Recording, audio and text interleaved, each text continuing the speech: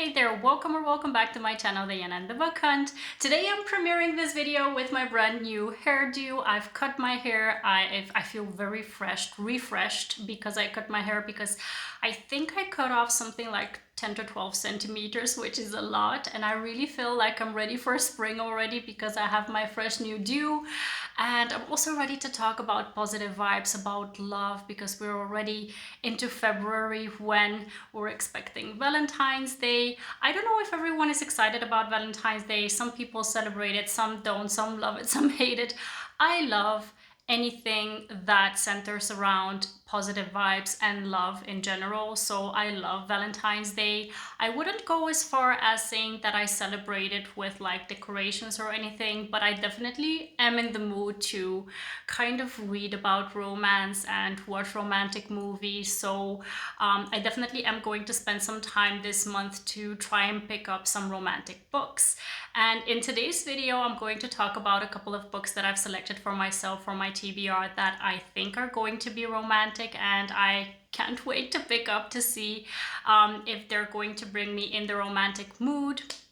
And I'm also going to share a couple of books with you that I consider to be romantic that you may want to pick up for yourself if you're looking to pick up a romantic book around the holiday period. So I'm going to start off with the TBR books that I have for myself. A couple of them I own physically and I've been waiting to be in the right mood to pick up, and I've actually already started the first one.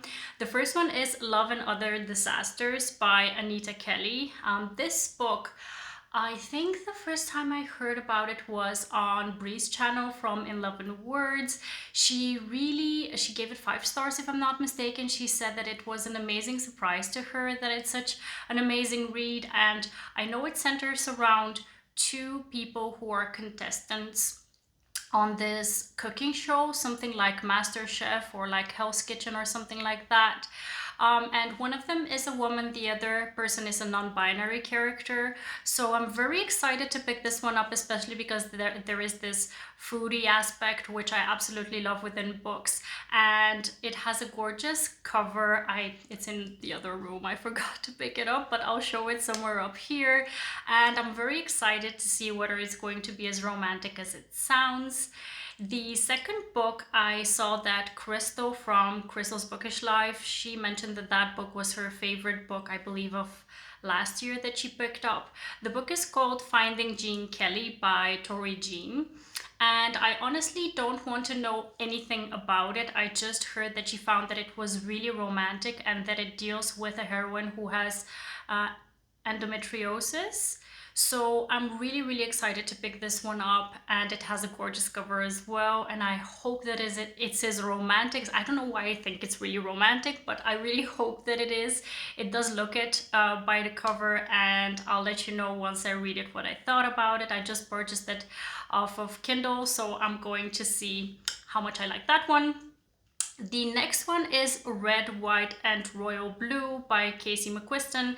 This book is very well loved in the bookish community. It's a male-male romance, and I know that basically everyone loves this book. I have the physical copy of it, so I definitely want to pick it up and see whether it lives up to the hype. And I think that it's really romantic, at least it's what I've heard. I don't, again, want to know too much about it. I know that it involves, I think, like politicians, like the maybe, quote me if I'm wrong or correct me if I'm wrong, it's like the president's son and then England's prince or someone from the royal family, and they two need to get along. So yeah, I don't know, it sounds romantic to me. I hope that it is, and I'm going to try to pick it up this month. And then obviously everyone has been loving Elsie Silver in the past couple of months. We read Flawless and Heartless. I say we because almost everyone has read these books by now.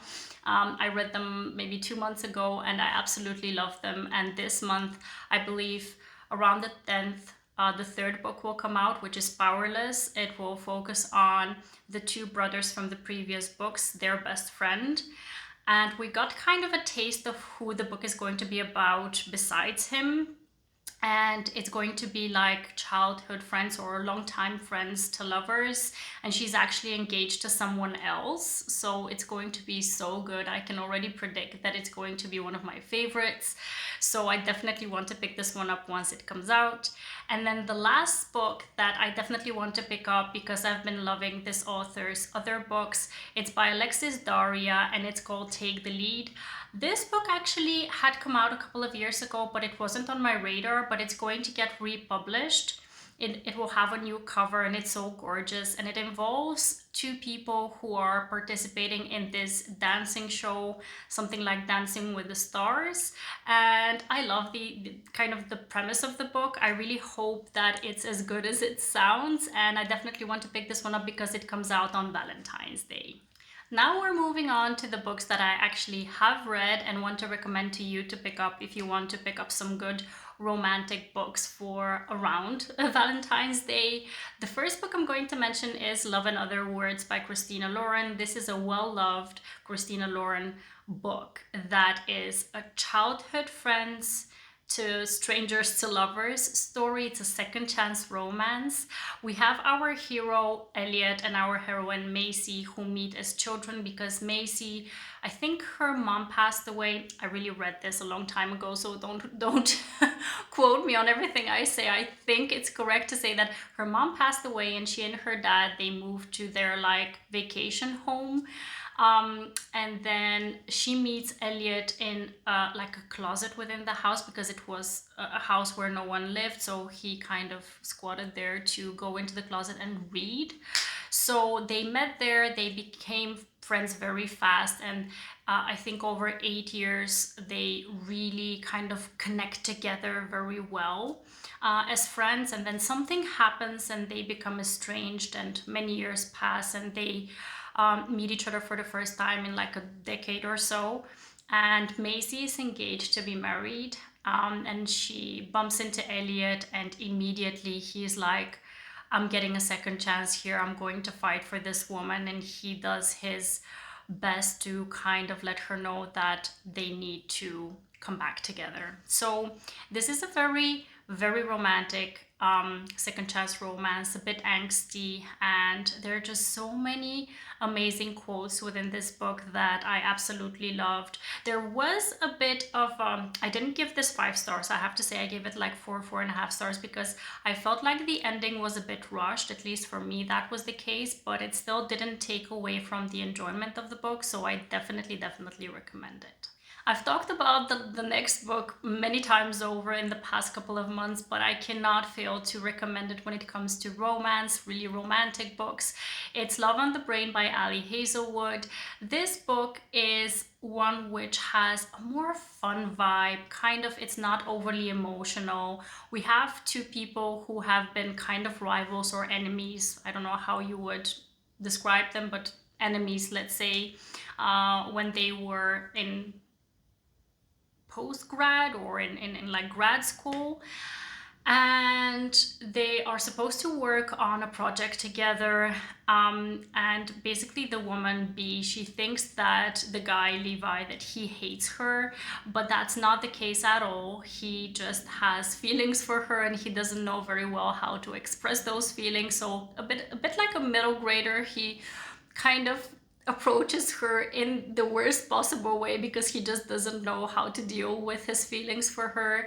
And there's just such a wonderful thing when we have in the plot a person who is pining and just is awkward or feels awkward and doesn't know how to approach the heroine, and she's very funny and awkward as well. So overall there's just so much goodness within this book. I absolutely loved it, and the good feel vibes and the romantic vibes that you get off this book are so amazing. I definitely recommend it if you haven't picked it up, to pick it up around this time of year.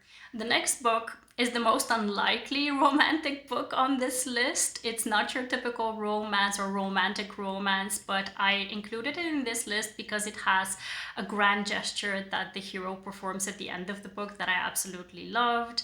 The book is Twisted Love by Anna Huang, and it's the romance between Alex and Ava.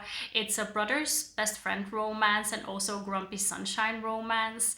And there is just so much reluctance from the side of the hero, and then she is slowly but surely, because she's a sunshiny type of character, she breaks down his walls, where in the end he feels like, because he needs to grovel, in the end he makes such an amazing grand gesture towards her in the end, something that is very unlike himself that he needs to do, that I absolutely loved it. And if you're looking for a book that has a romantic grand gesture, this one is definitely worth it.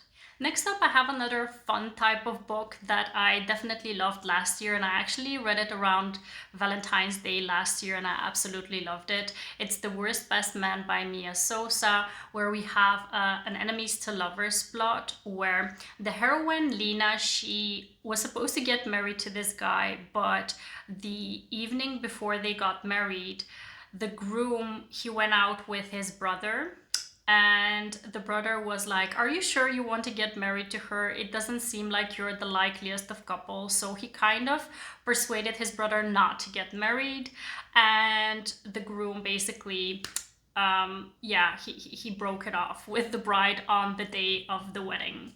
So basically Lena and the brother Max, they kind of don't mesh well together, because Lena hates his guts because her wedding was ruined because of him. But then they need to work together on a project, a very important project for both of their businesses, and there's a lot of forced proximity, a lot of fun banter between them, a lot of misconceptions on both of their sides that they overcome because of what they need to go through for the project. And it's just such a fun and engaging read. I definitely recommend it if you want to pick up a fun romance. The last book I'm going to recommend is by one of my all-time favorite authors, Mariana Zapata. I absolutely love slow burn romances, so if you're in the mood for a more slow building type of romance with a reluctant hero, you may like The Wolf of Winnipeg and Me, which is one of the most popular romances by Mariana Zapata, and also one of the most slow burn ones.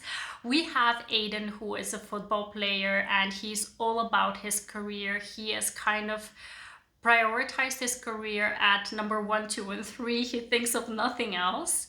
And then we have his personal assistant Vanessa, who has been doing his bidding for years now, but she's kind of feeling like he has absolutely no regard for her whatsoever. Like, she is kind of, I don't know how you say it in English, like a convenience, not really a person. So she's like, I'm over this, I'm going to quit and look for something else to do. And when she quits, he actually at the same moment figures out that he's going to get deported because he's Canadian. And that's where he proposes a marriage of convenience with Vanessa, and she agrees because she gets a benefit out of that arrangement. They have forced proximity, they have a slow build friendship to lovers situation going on, and it's so good. I definitely recommend this one if you want the more slower burn romance. These were all the books that I wanted to share with you when it comes to romantic books, ones that I plan to pick up hopefully this month, and ones that I've already read that I want you to pick up if you haven't picked them up yet.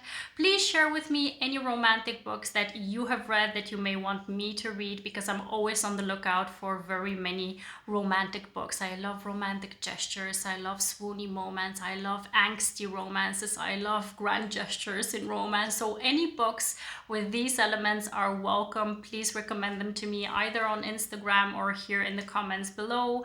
I wish you a wonderful February, romantic, warm, and spent with loved ones, especially loved one, if you get what I'm saying. And yeah, I hope to see you very soon in the next one. Please subscribe to my channel if you haven't already. Have a wonderful, marvelous day. Happy reading. Take care, and bye-bye.